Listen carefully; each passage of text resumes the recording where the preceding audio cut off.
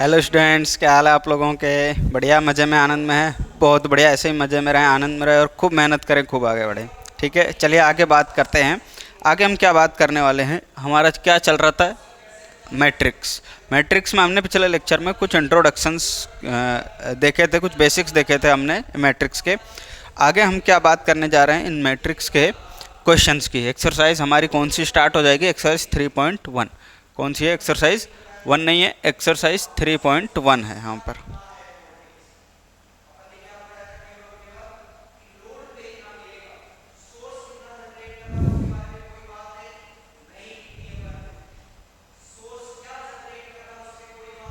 ठीक है, एक्सरसाइज हमारी कौन सी आ जाएगी, ये 3.1 आ जाएगी, एक्सरसाइज 3.1। ठीक है, तो ये जो एक्सरसाइज 3.1 है हमारी, इसमें क्या करेंगे हम, एक्सरसाइज 3.1। तो इस एक्सरसाइज 3.1 में हम क्या करने जा रहे हैं, इसके क्वेश्चंस करने जा रहे हैं। बहुत ही सिंपल है, हमने कुछ एग्जांपल्स भी किए थे उसके बाद। तो हमने देखा था कि बहुत ही सिंपल एक्सरसाइज, अगर आपको बेसिक थोड़ी बहुत नॉलेज है कि कौन सा मैट्रिक्स होता है, मैट्रिक्स का ऑर्डर कैसे देखते हैं, रोज कौन से होते हैं, एलिमेंट और कॉलम्स कौन से होते हैं, तो आपके लिए मैट्रिक्स कोई बहुत हार्ड नहीं है, बहुत सबसे ईजी चैप्टर है। तो आओ बात करते हैं क्या है कि इन द मैट्रिक्स, ये आपको मैट्रिक्स दिया है, इसमें कह रहा है the order of the matrix. पहले हमें क्या लिखना है, मैट्रिक्स का ऑर्डर लिखना है। तो मैट्रिक्स का ऑर्डर कैसे लिखेंगे, फर्स्ट क्वेश्चन इसका है।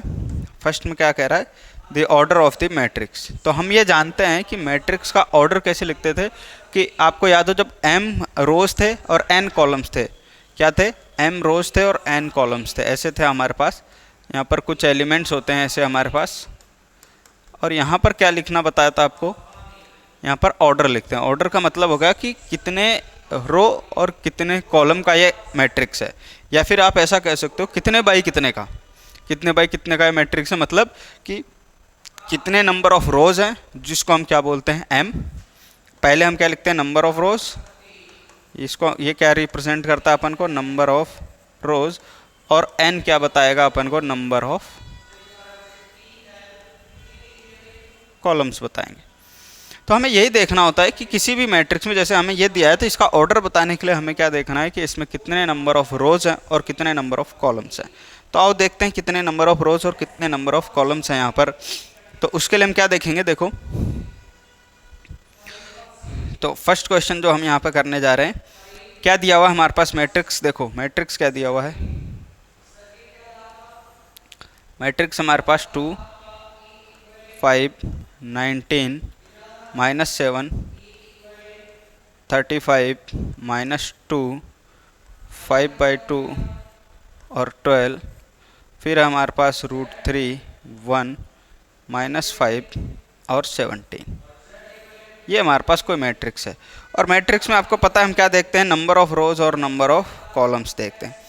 तो कितने नंबर ऑफ रोज, रोज कौन से होते हैं, ये वाले, जो हॉरिजॉन्टल लाइन होती है वो क्या होती है, रोज होती है, और जो वर्टिकल लाइंस होती है वो क्या होती है, हमारे पास कॉलम्स होती हैं। तो पहले हम नंबर ऑफ रोज लिखते हैं, कितने नंबर ऑफ रोज हैं, देखो 1 2 और 3। तो 3 रोज हैं, और कितने कॉलम हैं, 1 2 3 और 4, 3/4। कितने बाय कितने की हो गई, 3/4 की होगी। तो हम इसको लिखेंगे कैसे, देखो ऐसे लिखेंगे कि सिंस, या ऐसे लिखो, वी नो दैट, क्या लिखोगे, we know that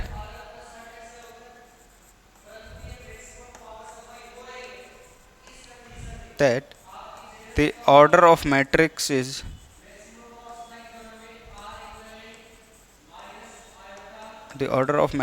is equal to m/n। ठीक है, m/n का मतलब क्या हो गया, कि m का मतलब हो गया number of rose, by number of columns. ठीक है, नंबर ऑफ रोज और नंबर ऑफ कॉलम्स हैं यहाँ पर हमारे पास। ठीक है, अगर नंबर ऑफ रोज है, नंबर ऑफ कॉलम्स है, तो कितने नंबर ऑफ रोज हैं हमारे पास, 3, और कितने नंबर ऑफ कॉलम्स है, 4।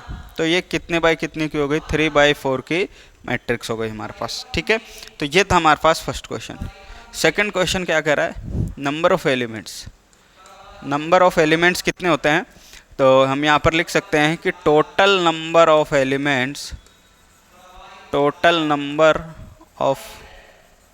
Elements in the matrix is equal to, क्या होता है, यही होता है m क्रॉस n। भाई जितने नंबर ऑफ रोज हैं उसको जितने नंबर ऑफ कॉलम्स है उससे मल्टीप्लाई करते हैं, वो हमें क्या मिल जाता है, हमें क्या मिल जाता है, वो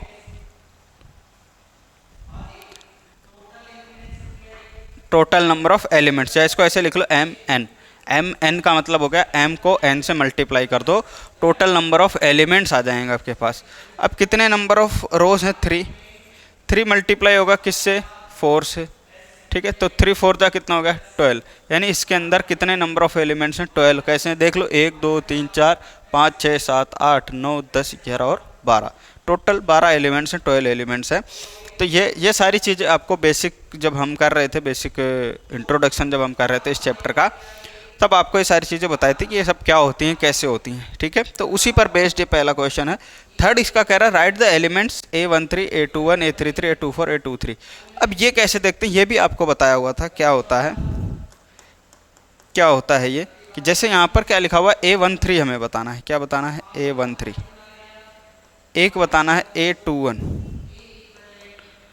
एक बताना है A33 और एक है A24 और लास्ट है A23।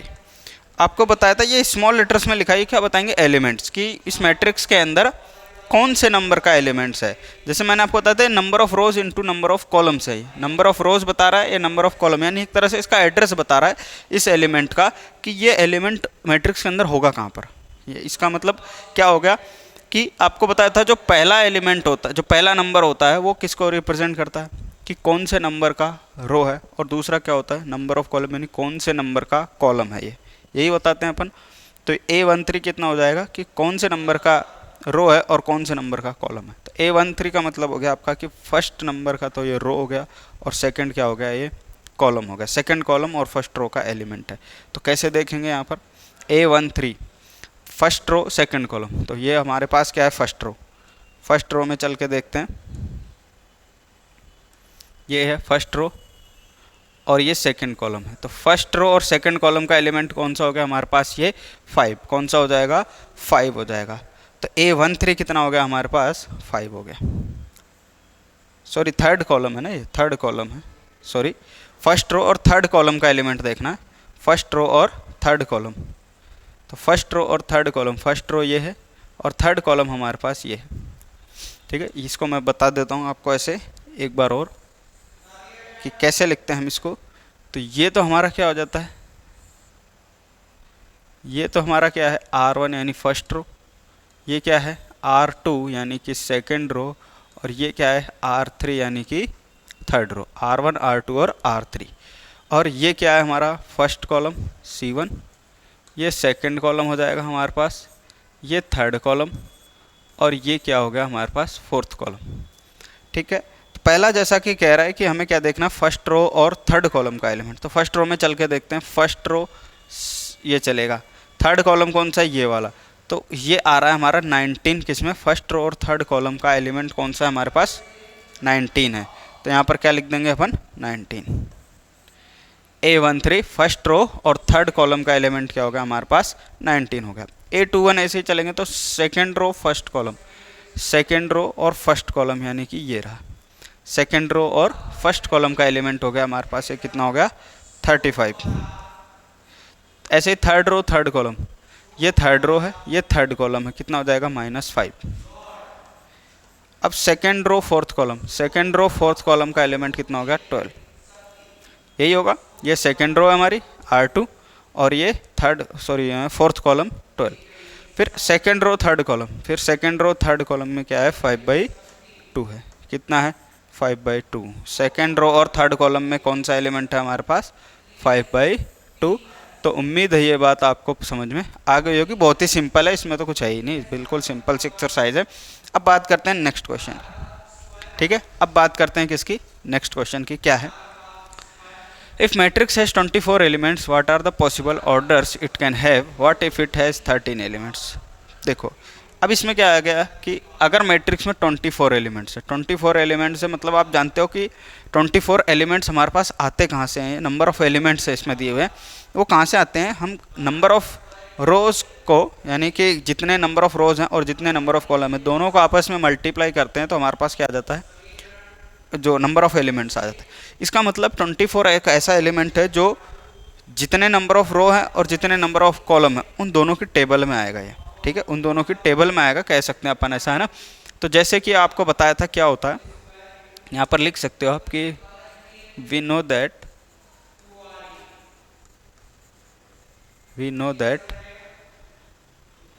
द टोटल, अभी अभी जैसे लिखा था अपन ने, total number of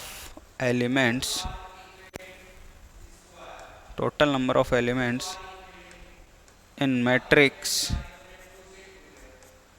is equal to m into N. तो m इंटू एन, और इसकी वैल्यू कितनी दे रखी है आपको, 24। कितनी दे रखी है, 24 दे रखी है। तो 24 ये हमारे पास है, मतलब कि m और n कोई दो ऐसे नंबर होंगे जिनका मल्टीप्लाई करने पर क्या आना चाहिए, 24 आना चाहिए। यही होगा कि m और n दो ऐसे नंबर्स हो गए जिनको आपस में मल्टीप्लाई करूं तो क्या आ जाए, 24 आ जाए। क्लियर है बात, ठीक है। तो यानी हमें ऐसे पॉसिबल ऑर्डर पेयर्स बनाने पड़ेंगे जिसमें कि 24 आता हो। ऐसे पॉसिबल कितने ऑर्डर्स बन सकते हैं जिसमें क्या आता हो, 24 आता हो। देखो कौन कौन से हो जाएंगे, तो हम यहाँ पर लिखते हैं, तो पॉसिबल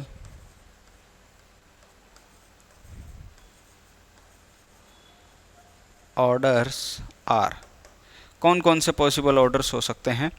पहला आपको पता है 1/24 करूँगा कितना आ जाएगा, कितना आ जाएगा, 24 आएगा। इसका मतलब क्या हो गया यहाँ से कि फर्स्ट मतलब कि क्या लिखा होता है, नंबर ऑफ रोज, सेकंड होता है नंबर ऑफ कॉलम, यानी कि फर्स्ट रो जिसको अपन क्या कहते हैं, column matrix, sorry row matrix, क्योंकि इसके अंदर कितने रोज हैं, एक ही रो है, तो एक ही रो है और 24 कॉलम्स हो सकते हैं। आप इसको ऐसे अरेंज कर सकते हो, ऐसे ऐसे ऐसे ऐसे ऐसे, टोटल 24 एलिमेंट्स, ठीक है। अब अगर ये 1/24 का है तो ये 24/1 का भी हो सकता है। कितने का हो सकता है, 24/1 का भी हो सकता है। हो सकता है नहीं हो सकता, हो सकता है। यानी कि ये क्या हो गया कि 24 रोज और एक कॉलम हो गया, 24 रोज और एक कॉलम हो गया, यानी इस तरह से ये मैट्रिक्स होगी, जिसको हम क्या बोलते हैं, जिसमें केवल एक ही कॉलम हो उसको हम क्या बोलते हैं, कॉलम मैट्रिक्स बोलते हैं। तो एक कॉलम मैट्रिक्स बन गया। और क्या हो सकता है, अब चलते हैं, क्या दो रोज पॉसिबल हैं कि दो रो बनाना चाहें हम, तो हम इसको लिख सकते हैं 2/12। अगर 2/12 का है तो 12/2 का भी हो सकता है। ऐसे अगर हम 3 लें तो 3/8 है तो 8/3 भी हो सकता है।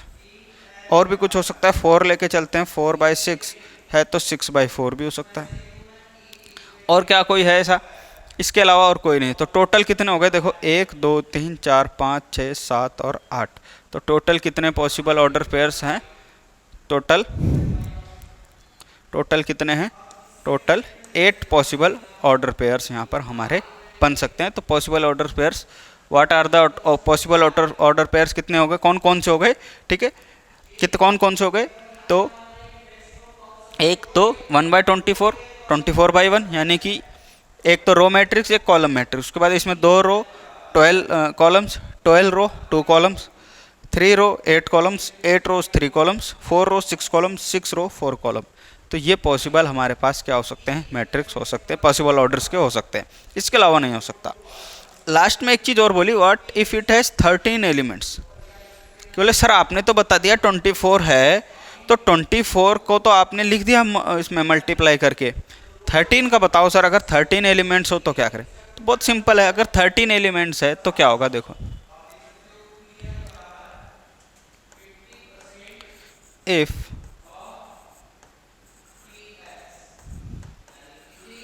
Total number of elements are equal to 13, तो पॉसिबल ऑर्डर्स क्या हो सकते हैं, देखो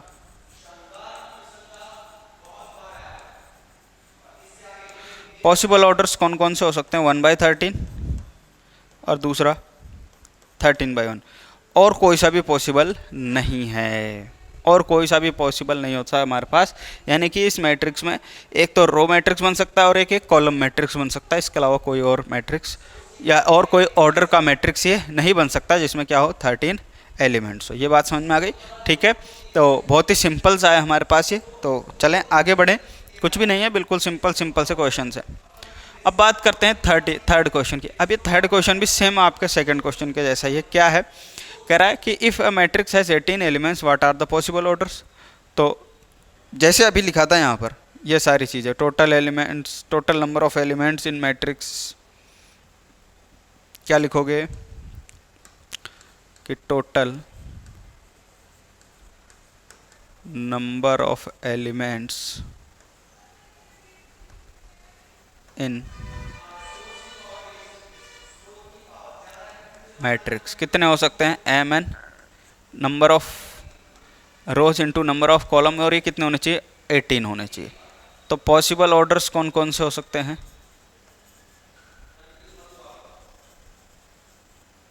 पॉसिबल ऑर्डर्स कौन कौन से हो सकते हैं, एक तो 1/18 हो सकता है, 18/1 हो सकता है। ठीक है, फिर टू रो का बना के देखते हैं, 2/9 और 9/2 का हो सकता है।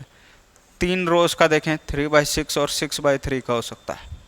और बताओ और भी कोई पॉसिबल है क्या, इसके अलावा और भी कोई पॉसिबल है क्या जिसमें 18 एलिमेंट्स आते हों। अगर आप 4 रोज बनाना चाहो तो क्या बनेगा, वो नहीं बन पाएगा क्योंकि 4 की टेबल में 18 नहीं आता है। ठीक है, तो ये पॉसिबल ऑर्डर्स हैं। टोटल कितने हो सकते हैं, 6 ऑर्डर पेयर पॉसिबल ऑर्डर्स बन सकते हैं जिसमें कि क्या होगा, 18 एलिमेंट्स होंगे। ये बात समझ में आ गई आपको, क्लियर है, सिंपल, बिल्कुल ठीक है। चलो आगे देखते हैं हमारे पास क्या कह रहा है।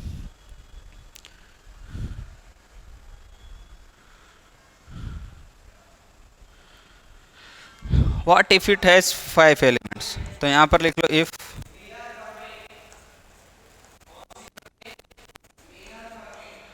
Total number of elements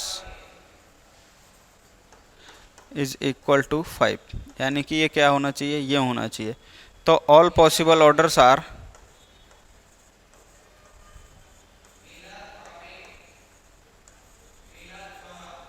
possible orders कौन कौन से हो सकते हैं, अभी अभी आपको बताया था। एक तो 1/5 का हो सकता है और 5/1 का हो सकता है।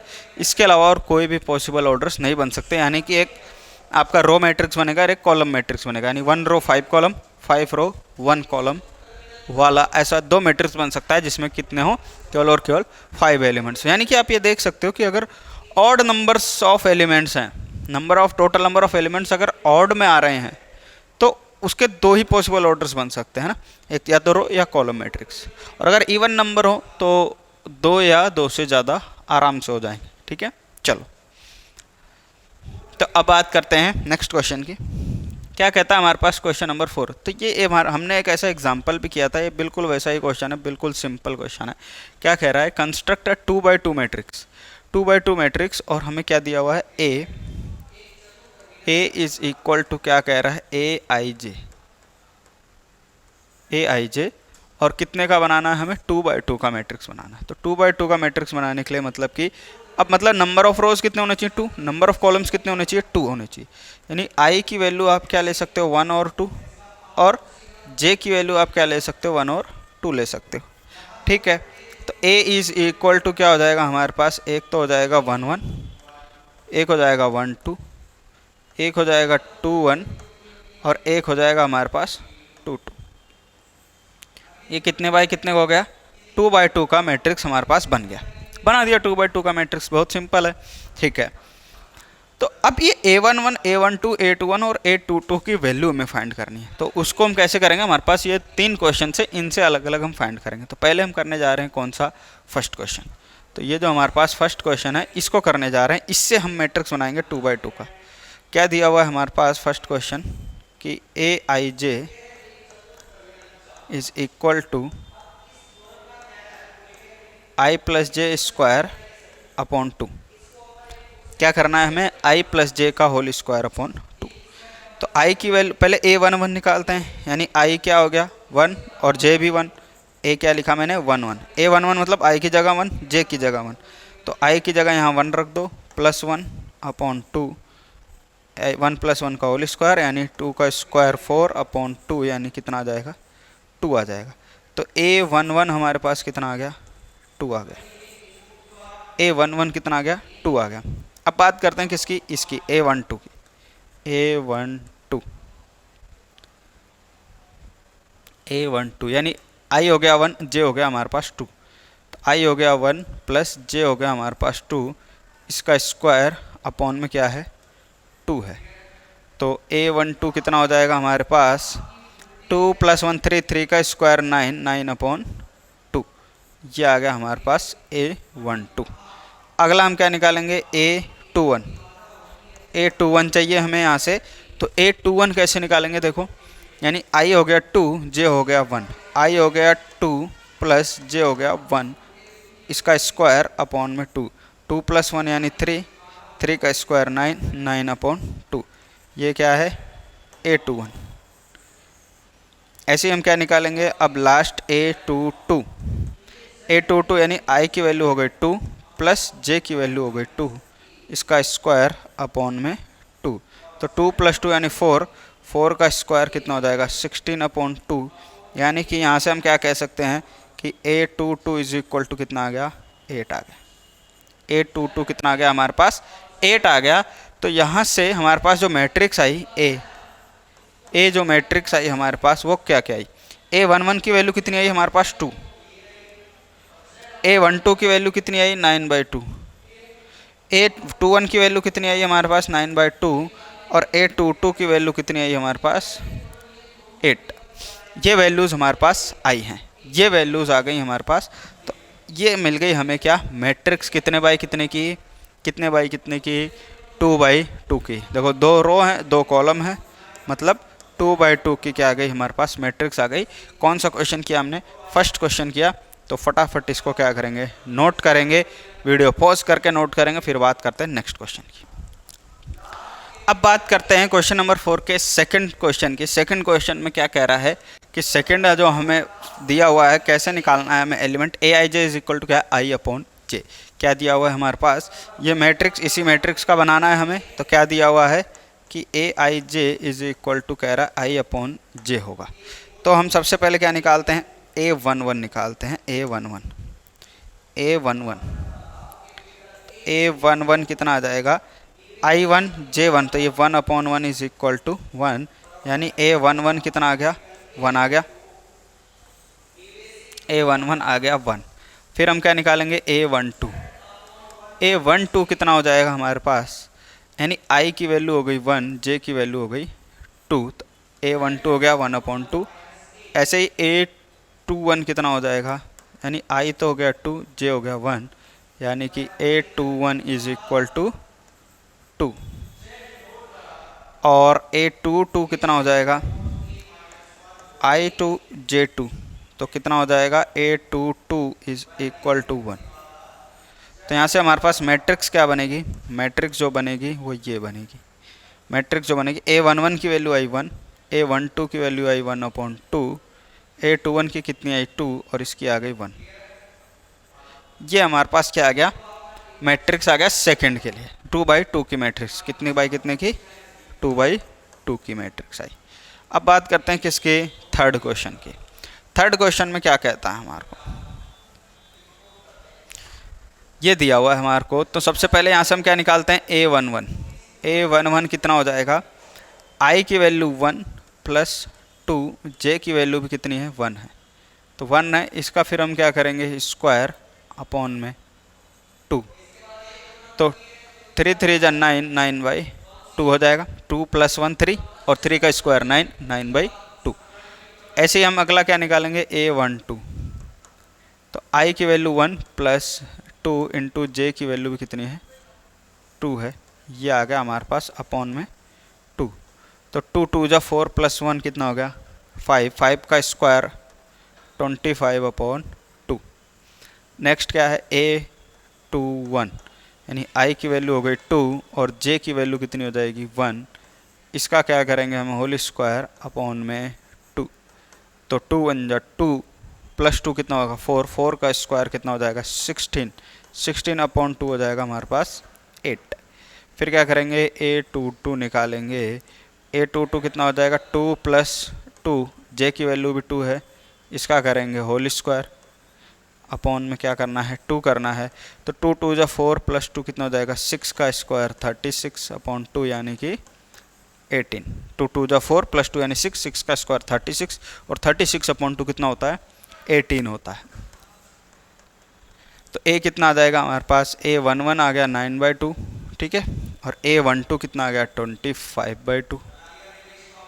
फिर a21 कितना आ गया 8 और a22 कितना आ गया 18 आ गया। और ये आ गई हमारे पास क्या मैट्रिक्स। थर्ड क्वेश्चन भी हमारा हो गया यहाँ से कंप्लीट, ठीक है। तो वीडियो पॉज करेंगे, फटाफट इसको नोट करें। अब बात करते हैं नेक्स्ट क्वेश्चन, क्वेश्चन नंबर 5 की। क्वेश्चन नंबर 5 में है ये क्या देखते हैं कि कंस्ट्रक्ट 3/4 मैट्रिक्स। एक 3/4 मैट्रिक्स बनाना है जिसके एलिमेंट्स हमें यहाँ से निकालने, ठीक है। सेम जैसा अभी क्वेश्चन किया था इससे पहले, वैसा ही क्वेश्चन है। अब की बार कैसा बनाना है 3/4 की मैट्रिक्स बनानी, ठीक है। 3/4 की मैट्रिक्स, तो 3/4 की मैट्रिक्स बनेगी कैसे। मान लो कोई 3/4 की मैट्रिक्स क्या है, ए है, कैपिटल ए। 3/4 की मैट्रिक्स मतलब ये तो आपका हो गया a11।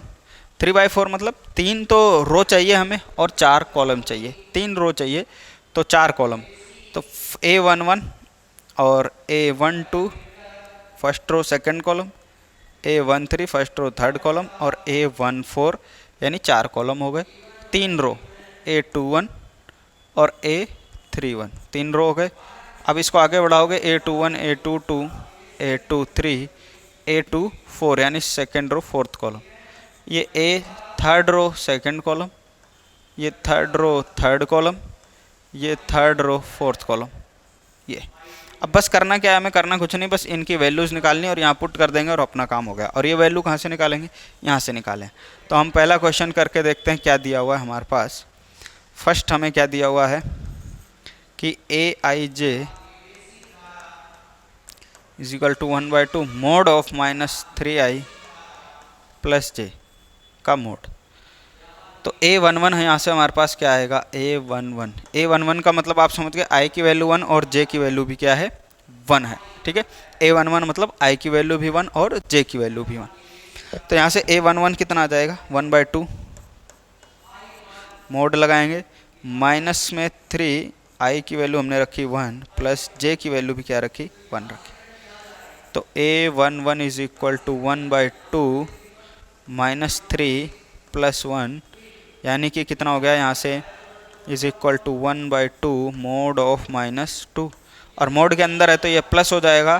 तो यहाँ से a11 कितना आ जाएगा यहाँ से हमारे पास, इसको मैं क्या लिख सकता हूँ 1/2 इंटू मोड हटाऊँगा प्लस का 2 हो जाएगा, तो ये 1 कितना आ जाएगा 1 आ जाएगा, ठीक है।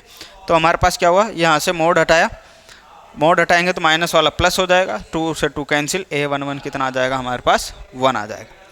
कितना आ जाएगा 1 आ जाएगा। अब हम नेक्स्ट करते हैं कौन सा a12, कौन सा, अभी ये नहीं कर रहे हैं अपन, अभी ये नहीं कर रहे हैं, पहले हम क्या निकाल लेते हैं a12।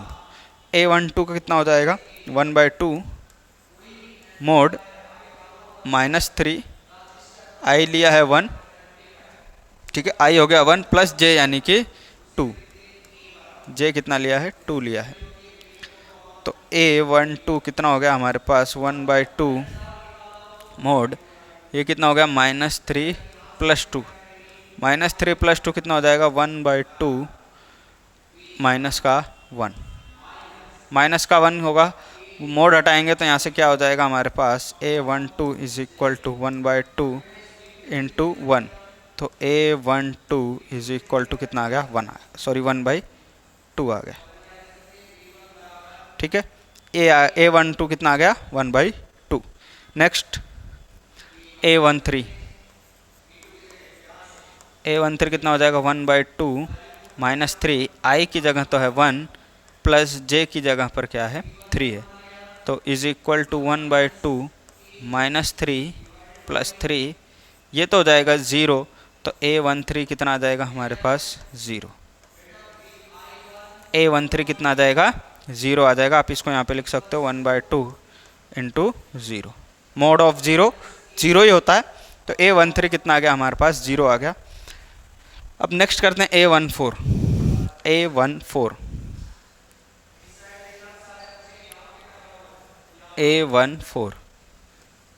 कितना हो जाएगा 1/2 माइनस में 3, आई की वैल्यू 1 प्लस 4, तो इज इक्वल टू 1/2 -3 + 4 यानी 1, मोड ऑफ 1 1 ही होगा, तो A14 कितना आ गया हमारे पास 1/2 आ गया। कितना आ जाएगा 1/2। क्लियर, A14 कितना आ गया 1/2। चलिए अब बात करते हैं नेक्स्ट की।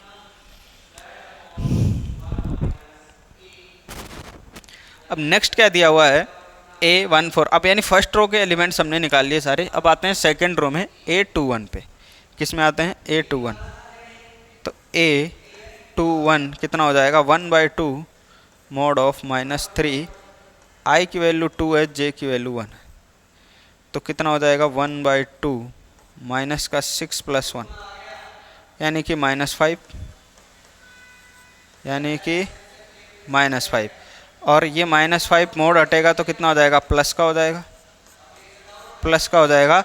तो A21 कितना हो गया यहाँ से हमारे पास 5/2। A21 कितना हो जाएगा 5/2 हो जाएगा। A21 के बाद क्या निकालेंगे A22,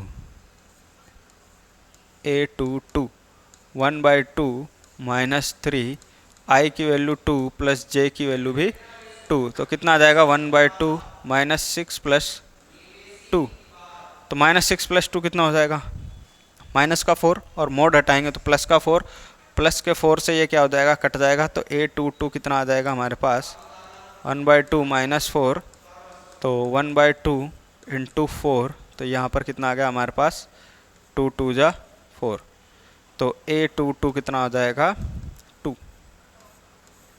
A22 कितना हो गया 2 हो गया। ठीक है, कितना हो गया 2। नेक्स्ट A22 के बाद क्या निकालेंगे हम A23 यानी 1/2।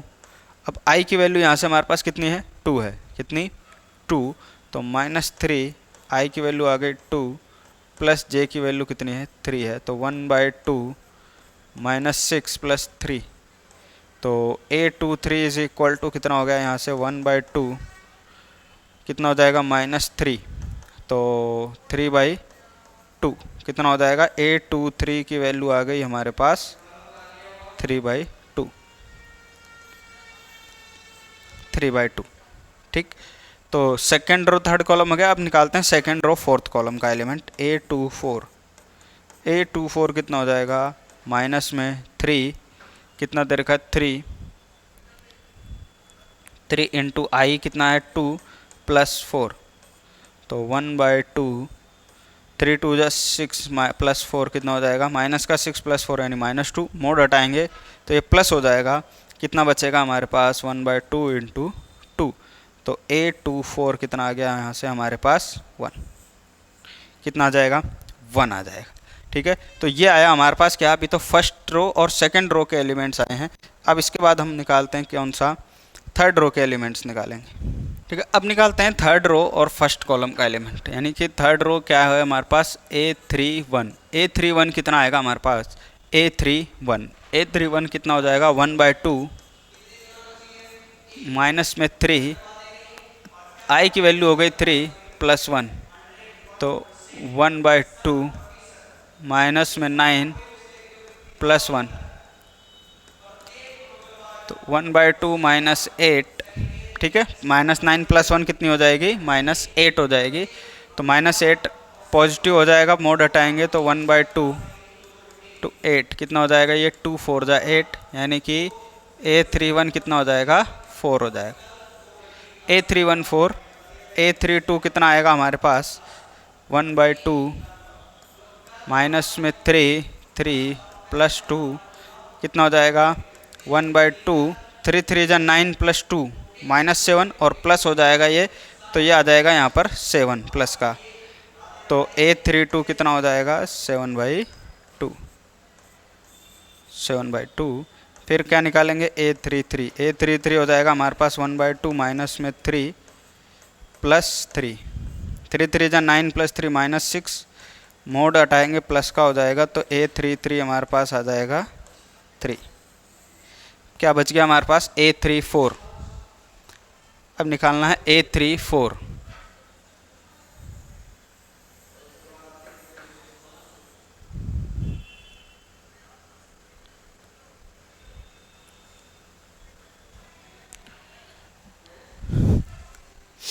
क्या निकालेंगे यहाँ से A34 और वो हो जाएगा कितना 1/2 मोड ऑफ माइनस में 3 इंटू 3 प्लस 4।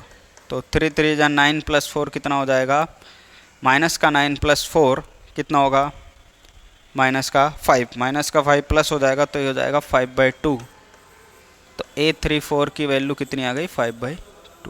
अब ये वैल्यूज़ हम क्या करेंगे, इसके अंदर पुट करेंगे, इन वैल्यूज़ को क्या करेंगे मैट्रिक्स में पुट करेंगे, देखो कितना आता है। ठीक है, तो इन वैल्यूज़ को हम पुट करते हैं, देखते हैं कितना आता है। तो सबसे पहले क्या करते हैं, इसको ये है A इज इक्वल टू, अब A11 फर्स्ट एलिमेंट कौन सा है हमारे पास 1, A12 first row second column का एलिमेंट 1/2, A13 कितना है हमारे पास 0 और A14 कितना है 1/2। फिर आते हैं सेकंड रो में, A21 की वैल्यू कितनी है हमारे पास 5/2, A22 कितना है 2, फिर A23 कितना है 3/2 और A24 कितना आ गया 1। फिर A31 4, A32 कितना आ गया 7/2, A333 और A34 कितना आ गया 5/2।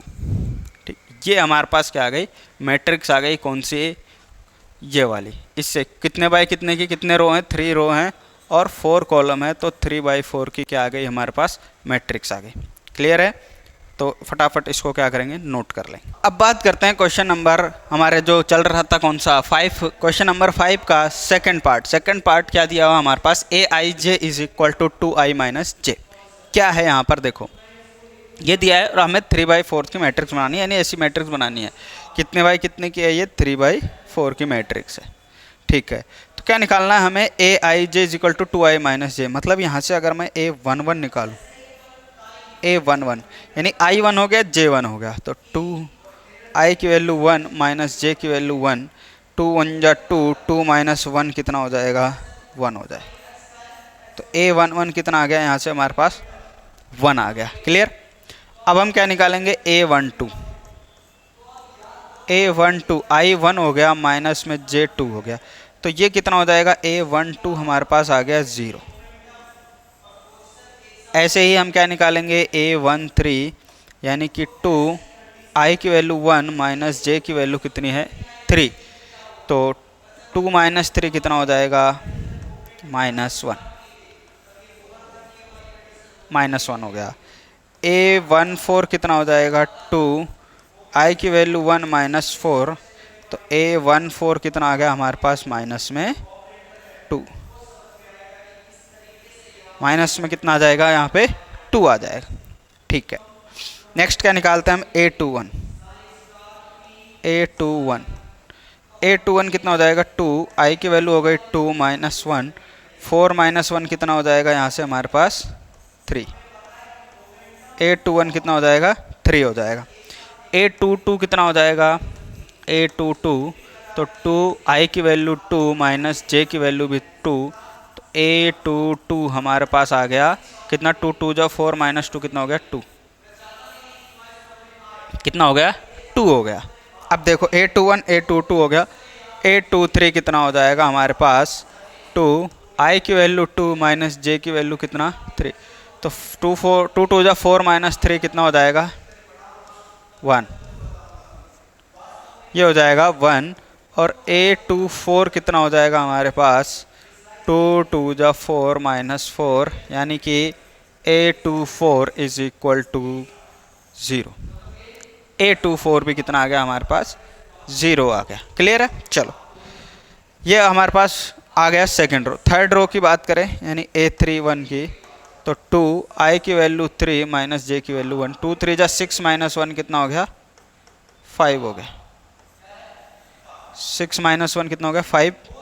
फिर A32 कितना हो गया 2 3 जा 6 माइनस 2 कितना हो जाएगा A32 कितना हो जाएगा 2 3 जा 6 माइनस 2 कितना 4। और A33 तो 2 इंटू 3 माइनस 3, तो A33 कितना हो जाएगा हमारे पास 3, 2 3 जा 6 माइनस 3 कितना हो जाएगा 3 हो जाएगा। और ऐसे ही बच गया हमारे पास लास्ट A34, तो 2i की वैल्यू 3 माइनस 4, तो 2 3 जा 6 माइनस 4 कितना हो गया, 2 हो गया।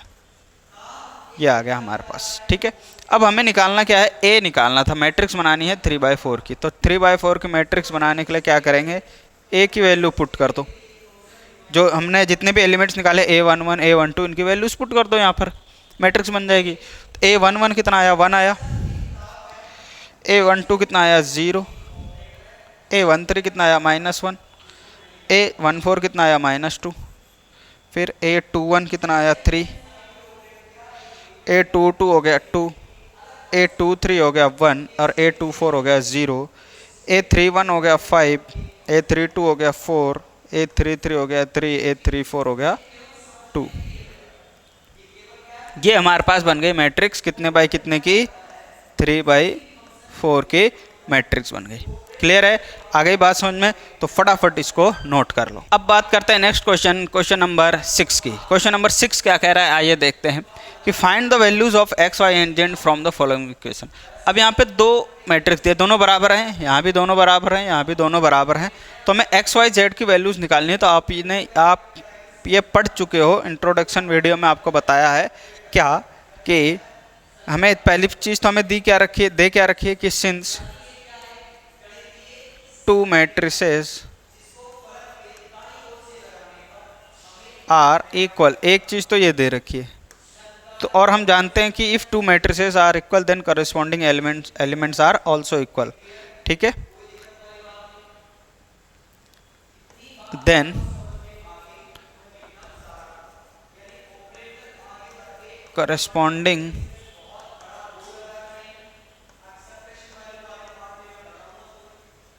corresponding elements are also equal।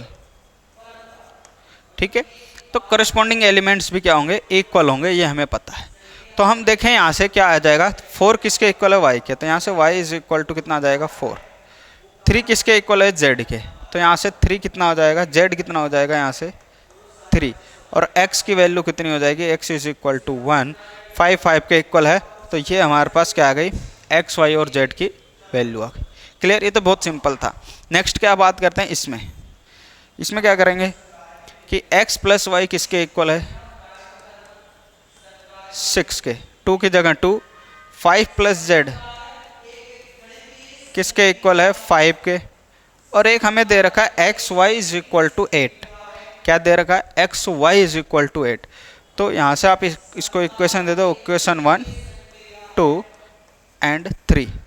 तो यहाँ से हम क्या लिख सकते हैं, फ्रॉम इक्वेशन 1 या फ्रॉम इक्वेशन 2 ले लो पहले।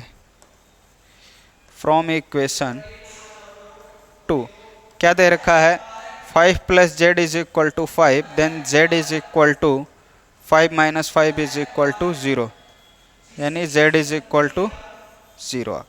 तो z की वैल्यू हमें मिल गई। अब 1 और 2 से हम क्या निकालेंगे, x और y। तो क्या लिखोगे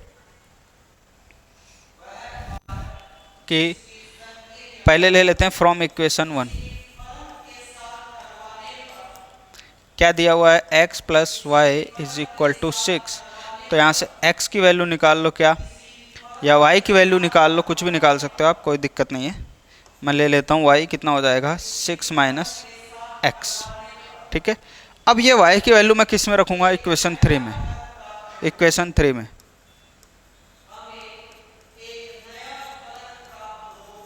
put this value of y in equation 1।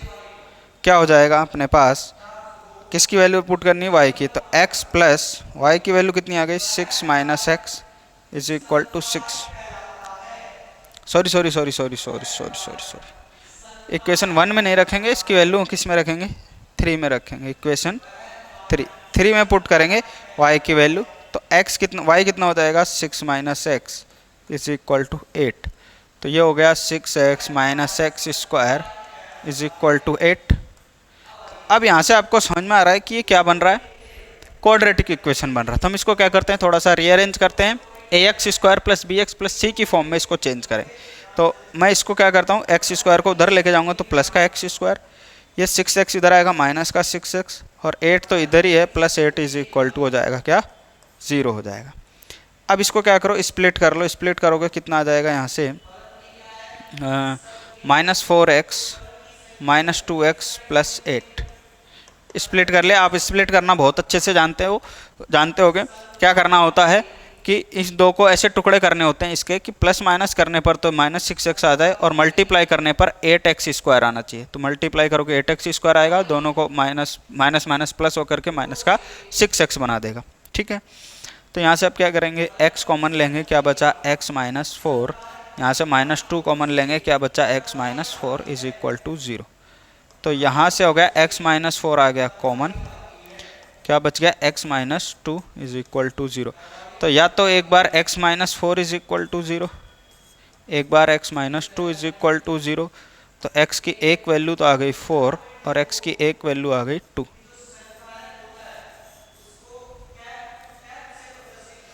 दो वैल्यू आ गई। x की एक तो वैल्यू कितनी आ गई, 4 आएगी, और x की एक वैल्यू कितनी आएगी, 2 आएगी। x की दो वैल्यूज आएंगी यहाँ से। ठीक है, x की कितनी वैल्यूज आएंगी, दो वैल्यूज आएंगी। अब आगे चेक करते हैं क्या है। x की दो वैल्यू आ गई, तो हम दोनों वैल्यूज से चेक करते हैं x और y कितना आएगा। तो फ्रॉम इक्वेशन 1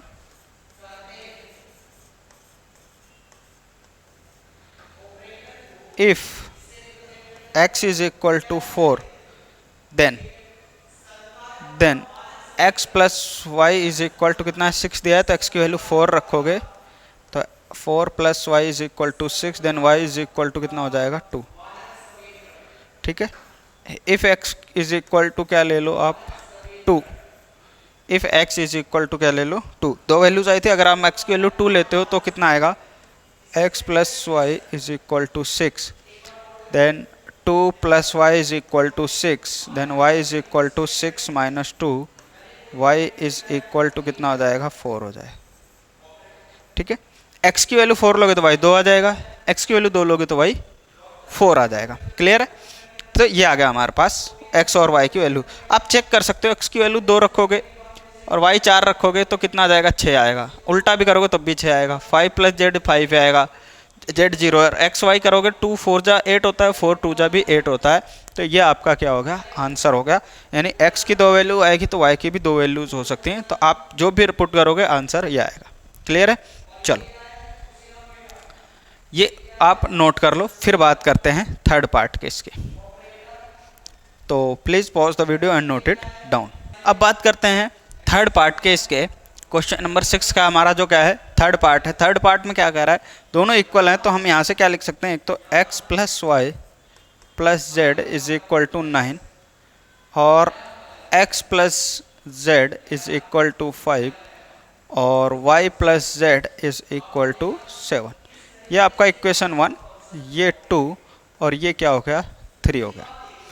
ये तीन इक्वेशंस हमारे पास आ गए। तीनों इक्वेशन को हम सॉल्व करेंगे। पहले हम कौन सी दो इक्वेशन ले लेते हैं, हम ले लेते हैं सेकंड एंड थर्ड। तो यहाँ से लिख लेते हैं फ्रॉम इक्वेशन 2 एंड 3। क्या दिया हुआ है, x + z is equal to 5 और ये दिया है y + z is equal to 7। मैं क्या करूँगा, इसको 2 और 5 को क्या कर रहा हूँ, सब्ट्रैक्ट कर रहा हूँ। किस में से, समीकरण 2 में से 5 को सब्ट्रैक्ट कर रहा हूँ। ठीक है, सब्ट्रैक्टिंग इक्वेशन 3 इन इक्वेशन 2। तो साइन चेंज होगा, तो ये कितना हो जाएगा, x - y, ये कट जाएगा, क्या बचा, 5 - 7। कितना बच गया, 5 - 7। तो x - y is equal to कितना आ जाएगा हमारे पास, -2। कितना आ जाएगा, -2 आ जाएगा। x - y is equal to कितना आ गया, -2 आ गया। अब क्या कर देंगे, यहाँ से एक इक्वेशन तो हमारे पास ये आ गई, इक्वेशन 4। ठीक है, एक इक्वेशन यहाँ से आ गई। अब हम क्या करेंगे, यहाँ से ले लेते हैं। अब हम यहाँ से क्या करते हैं, हम लेते हैं इक्वेशन 1, फ्रॉम इक्वेशन 1। किसकी मदद लेंगे, फ्रॉम इक्वेशन 1 की। फ्रॉम इक्वेशन 1 देखो इसमें क्या लिखा है, x + y + z। मैं इसको ऐसे भी लिख सकता हूँ क्या, कि x + z + y is equal to 9। आगे पीछे कर सकता हूँ, प्लस में कोई फ़र्क नहीं पड़ता। तो अब देखो यहाँ से x प्लस जेड की वैल्यू हमें कितनी दे रखी है, 5 दे रखी है। कितनी दे रखी है, 5। तो x प्लस जेड की वैल्यू आप क्या रखोगे, 5 रखोगे। कहाँ से, from equation 2। From equation 2 x plus z की जगह आपने रख दिया 5 plus y is equal to 9। Then y की वैल्यू कितनी आ जाएगी, 9 minus 5 is equal to 4। y की वैल्यू कितनी आ गई, 4 आ गई। कितनी आ गई, 4। अब y की वैल्यू 4 है तो यहाँ से आप x की वैल्यू निकाल सकते हो फ्रॉम इक्वेशन 2 या 4। फ्रॉम इक्वेशन 4 y की वैल्यू ये पुट करोगे, x minus 4 is equal to minus 2। Then x is equal to minus 2 plus 4। Then x is equal to कितना आ गया, 2।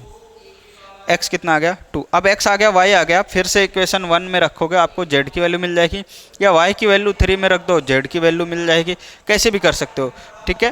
तो आप और भी कोई तरीके से कर सकते हो। अब जैसे मेरे दिमाग में ये आया तो उस टाइम मैंने ये कर दिया। और भी किसी तरीके से कर सकते हो, आपके जो मेथड आता है वो अप्लाई कर सकते हो। आप y की वैल्यू आप इक्वेशन 3 में भी पुट कर सकते हो। Put the value of y in equation 3। जैसी y की वैल्यू पुट करोगे, y की वैल्यू कितनी है, 4 प्लस हमें किसकी निकालनी है, z की, is equal to 7। Then z is equal to 7 minus 4, z is equal to कितना आ जाएगा, 3 आ जाए। यानी x की वैल्यू 2, y की 4 और z की 3। ये वैल्यू यहाँ पुट करके चेक भी कर सकते हो। देखो 4 प्लस 2 6, 6 और 3 9 सही है। x plus Z, x plus Z 3 plus 2 5 सही है। y plus Z 4 plus 3, 4 plus 3 7 बिल्कुल ठीक है। तो क्रॉस चेक करोगे तो भी, आप क्रॉस चेक करोगे तो आपको कॉन्फिडेंस आ जाएगा कि हाँ हमारा क्वेश्चन क्या है, बिल्कुल सही है, ठीक है। तो फटाफट इसको नोट कर लें। अब बात करते हैं नेक्स्ट क्वेश्चन, क्वेश्चन नंबर 7 की।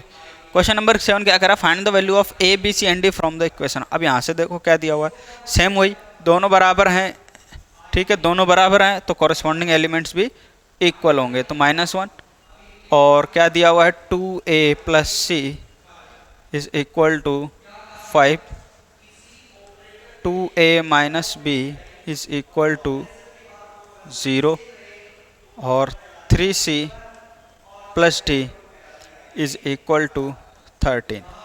यहाँ से हमारा आ गया इक्वेशन 1, इसको दे दो इक्वेशन 2, ये हो गया इक्वेशन 3 और ये हो गया हमारे पास इक्वेशन 4। ये 4 इक्वेशंस हैं हमारे पास। अब इन चारों इक्वेशन से आप कैसे भी करके सॉल्व कर सकते हो। आपको तो केवल बस 4 वैल्यूज चाहिए। तो कैसे करेंगे, देखो मैं ले लेता हूँ कहाँ से, फ्रॉम इक्वेशन 1। इक्वेशन 1 में क्या है, a minus b is equal to -1। तो यहाँ से मैं क्या करता हूँ, a की वैल्यू निकाल लेता हूँ या b की वैल्यू निकालो। a की वैल्यू ले लेते हैं कितनी, -1 प्लस b। इक्वेशन दे दो इसको 5। अब put this value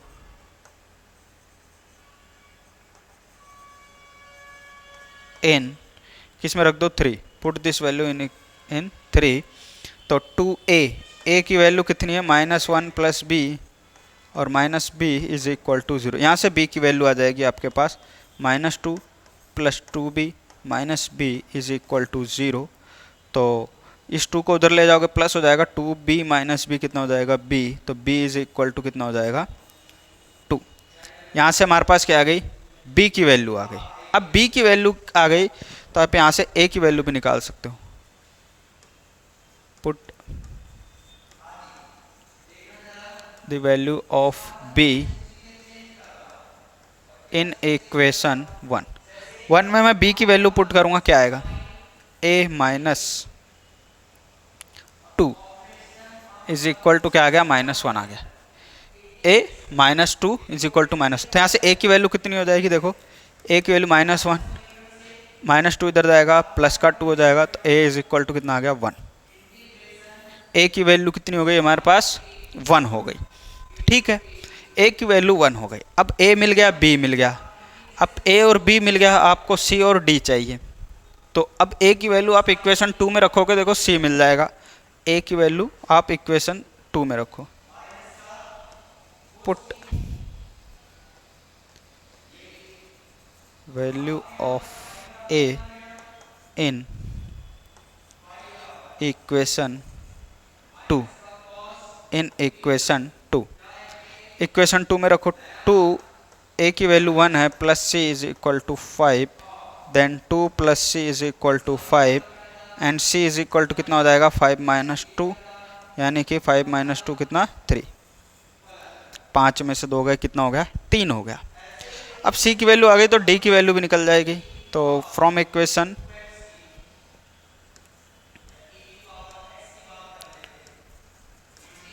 put the value of c in equation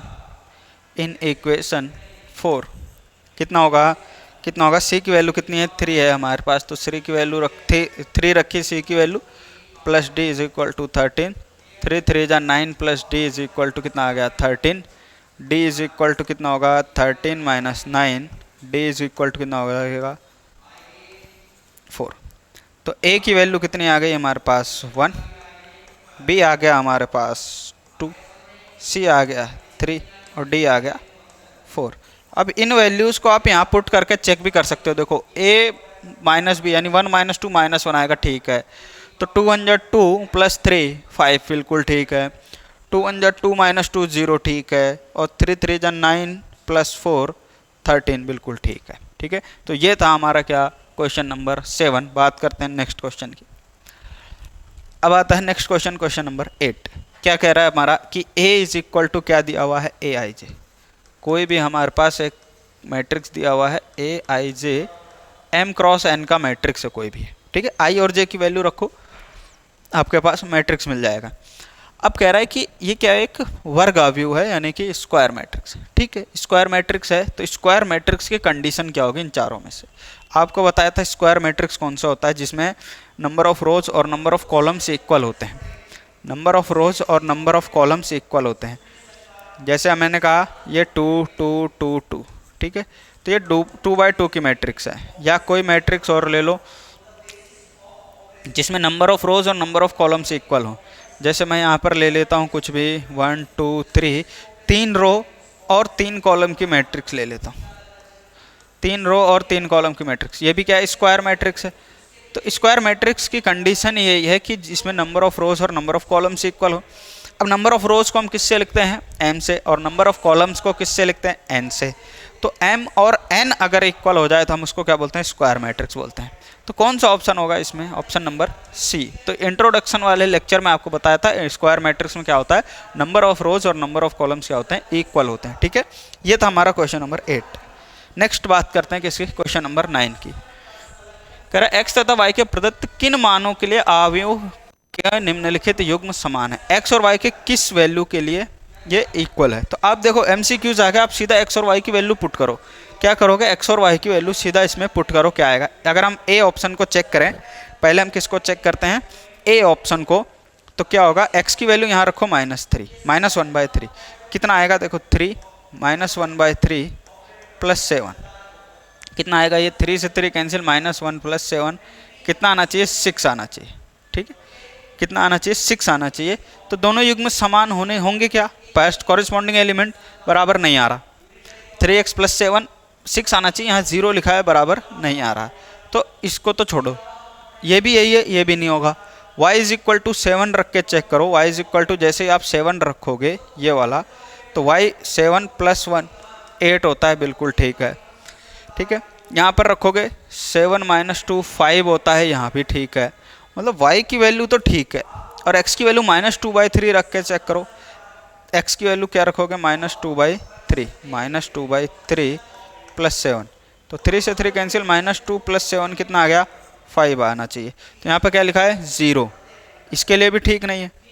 तो ये भी नहीं बैठेगा, ये भी नहीं बैठ रहा, तो इसका मतलब not possible to find. x की वैल्यू y की वैल्यू तो ठीक है, पर x की वैल्यू पॉसिबल नहीं है फाइंड करना। ये बात समझ में आ गई, ठीक है। तो अगर आपको ऑप्शंस दिए हो तो आप इस तरह से इसको चेक कर सकते हो। इसको आप क्या कर सकते हो, ऐसे चेक कर सकते हो। आगे बात समझ में, ठीक है। तो क्या करेंगे, इसको नोट कर लेंगे, ठीक है। नोट कर लिया, ठीक है। तो ऐसे कर सकते हैं अपन इसको। आप चाहो तो इसको आप बराबर करके चेक कर सकते हो। जैसे आपने कहा कि सर ऐसा करते हैं, हम बराबर मान लेते हैं। अगर हम इसको बराबर मान लें तो x और y की वैल्यू आ जाएगी, तो जो ऑप्शन होगा हम उसको टिक कर देंगे। अगर हम चेक करें 3x + 7 = 0, तो x इज इक्वल टू यहाँ से -7/3 आना चाहिए एक, तो जो कि कहीं ऑप्शन में ही नहीं है। अगर हम यहाँ से चेक करें 2 - 3x इज इक्वल टू क्या होना चाहिए 4, तो -3x इज इक्वल टू कितना हो जाएगा 4 - 2 is equal to 2, then x is equal to -2/3। देखो x की दो वैल्यूज़ आ रही हैं, x की दो वैल्यूज़ आ रही हैं जो कि पॉसिबल नहीं है, जो कि पॉसिबल नहीं है। यहाँ पर पॉसिबल नहीं है क्योंकि x की एक एक वैल्यू दी है और हमारे पास जब हम इन वैल्यूज़ को रखते हैं तो ये सेटिस्फाई नहीं हो रही, जो हमारे पास ऑप्शंस में दी है जो इसको सेटिस्फाई नहीं कर रही हैं। इसलिए हम क्या कहेंगे यहाँ पर कि यहाँ पर जितना जो भी ऑप्शन दिया है उसके हिसाब से कि x और y के जो हमें ऑप्शंस दिए हैं उसके हिसाब से पॉसिबल नहीं है मैट्रिक्स को फाइंड करना। ठीक है, आगे बात समझ में क्लियर है। चलो अब बात करेंगे नेक्स्ट क्वेश्चन की। अब बात करते हैं नेक्स्ट क्वेश्चन नंबर 10 की। क्या कहता है question number 10? The number of all possible matrices of order 3/3 with each entry 0 और 1 इज। तो 3/3 कोटि के ऐसे अवयवों की कुल कितनी संख्या होगी जिसके लिए प्रत्येक प्रविष्टि 0 या 1, मतलब 0 और 1 होना चाहिए उसके अंदर एलिमेंट, और इसके अलावा नहीं होना चाहिए। 3/3 का मैट्रिक्स होना चाहिए।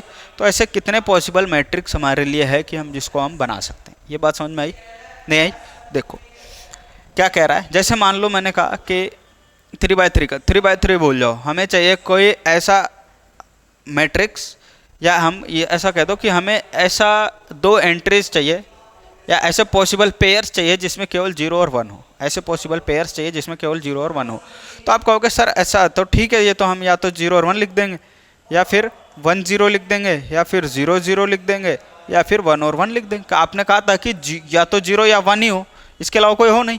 तो हमने पॉसिबल पेयर्स बना दिए, कोई बात नहीं, ठीक है, ये बना दिया। अगर मैं इसको मैट्रिक्स की फॉर्म में लिखूं तो सर आपने कहा ये लो 1 0 0 0 और 1 1, मतलब एक ये मैट्रिक्स बन गई कितने, 4 रो और 2 कॉलम की 4/2 की ऐसी मैट्रिक्स बन गई जिसमें केवल 0 और 1 ही।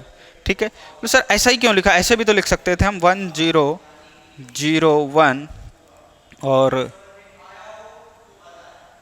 0 1 0 1। ठीक है, ऐसे भी लिख दो, क्या दिक्कत है। एंट्री वही है, ये कितने की हो गई, 2 रो 4 कॉलम की। कुछ भी लिख सकते हैं, यहाँ 0 लिख सकते थे, यहाँ 1 लिख सकते थे, ऐसे बहुत सारे हो सकते हैं। ऐसे ही हम क्या कर सकते हैं, 3/3 का बना सकते हैं, 1 0 0 1 0 3/3 का। ठीक है, 1 2 3 और 0 0 1 1 0 1 0 ऐसे। ये क्या बन गया, 3 रो 3 कॉलम की मैट्रिक्स बन गई। अब ऐसे बहुत सारे बना सकते हो आप, या तो आप बैठ करके बनाओ, एक एक चेक करो, और लगभग उसमें आपको लग जाएंगे 1 आध साल, तो 1 साल बाद उसका आंसर मिलेगा। लेकिन वैसे देखा जाए तो ये क्वेश्चन आपका क्या है, जो है आपका मैट्रिक्स का है ही नहीं। 11th क्लास में आपने एक चैप्टर पढ़ा था परमुटेशन एंड कॉम्बिनेशंस, तो ये कौन सा है, परमुटेशन वाला है कि कितने तरीके से हम लिख सकते हैं, अरेंजमेंट। ऐसे हमें क्या करना है, 0 और 1 का क्या करना है, हमें अरेंजमेंट ही तो करना है। इस 0 और 1 का केवल अरेंजमेंट करना है 3/3 के मैट्रिक्स में, कि कितने तरीके से आप अरेंज कर सकते हो उसको, कितने तरीके से अरेंज कर सकते हो जिससे कि टोटल कितने आपको मैट्रिसेस मिल जाएंगे। ये चीज़ का, ये इसका क्या है क्वेश्चन है। ये बात आपको समझ में आ गई होगी।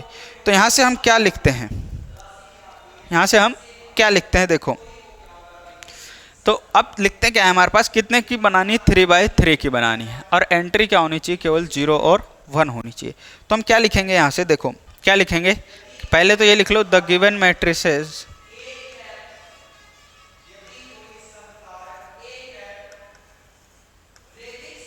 ऑफ ऑर्डर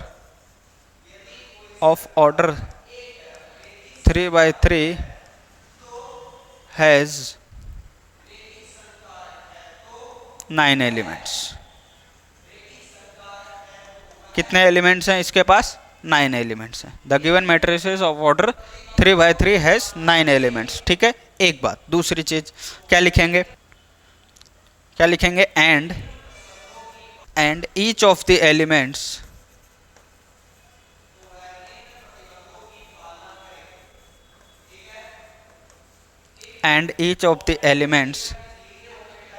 can be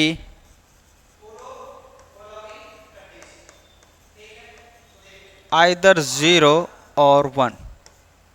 ठीक है, either 0 और 1। तो पहली चीज़ तो क्या है कि जो हमें मैट्रिक्स दी है वो 3x3 की है और उसमें टोटल 9 एलिमेंट्स होंगे, ये भी ठीक है। और जितने भी 9 के 9 एलिमेंट्स हैं वो या तो 0 हो सकते हैं या फिर 1 हो सकते हैं, एक बात। और इसके बाद क्या लिखेंगे अपन कि now each of elements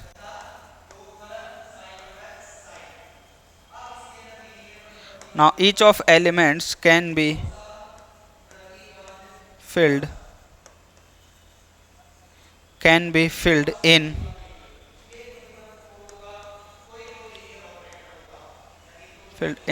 two different ways and in two different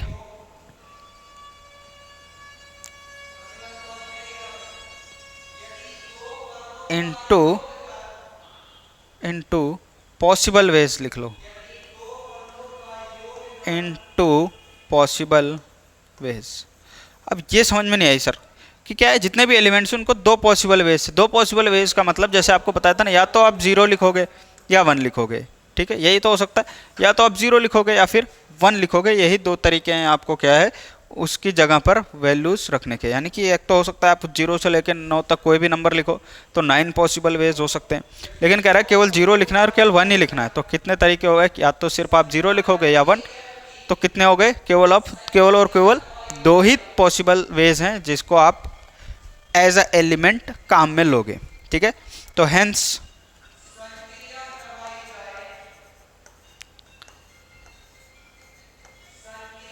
by the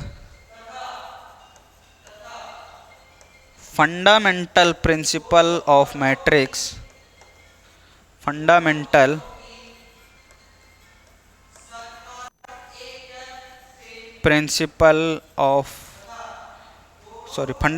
principle of multiplication,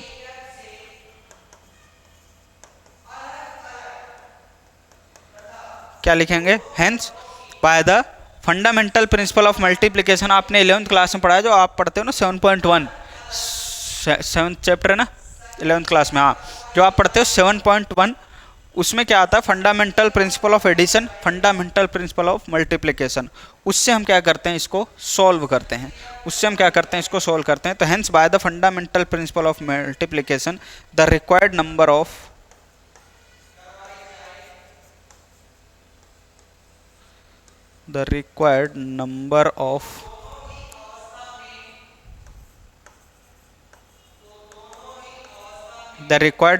possible